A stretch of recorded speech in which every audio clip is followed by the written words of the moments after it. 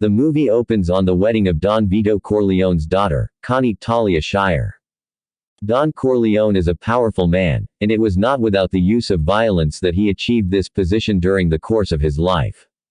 The wedding scene gives a perfect setting of where and how the Don's power extends, from the regular worker in a neighborhood, to the immensely popular singer, to the friends in politics and right to the ruthless killer. Don Corleone has links to people ready to ask him favors and to pay him back.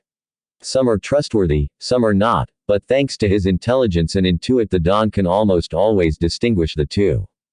However, this is 1946, times are changing, and to many of the younger people working in the crime business, Don Corleone's ideas are becoming obsolete.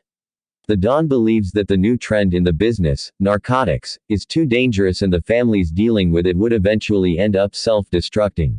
While his family had deals in alcohol and gambling for a long time, part of the government and law enforcement was ready to close one eye. Drugs are another thing. To this day, Don Corleone was able to keep things together while maintaining his economic and political power, but things will brutally change when a powerful drug dealer named Sollozzo enters the picture.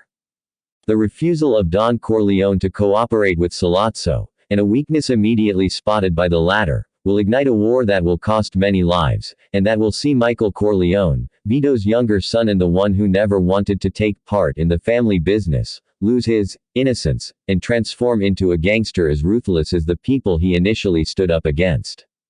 I purposely decided not to spoil much about the plot because I believe that the film is perfectly enjoyable without knowing anything in advance, and, believe it or not, there are still quite a lot of people who have never seen this movie.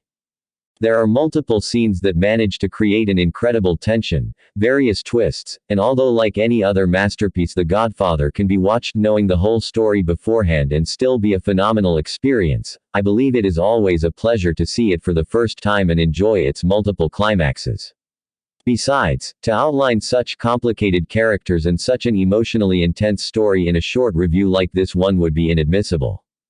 There has been much speculation on how the events in the Godfather novel written by Mario Puzo, the book the film is based on, could be an exposé of true facts. Many believe that the character of Johnny Fontaine, for instance, was based on Frank Sinatra's real life, and many of the other characters were modeled after real people. I won't go into that. Frankly, I have no idea whether these voices are reliable, although the Frank Sinatra reference seems obviously quite believable.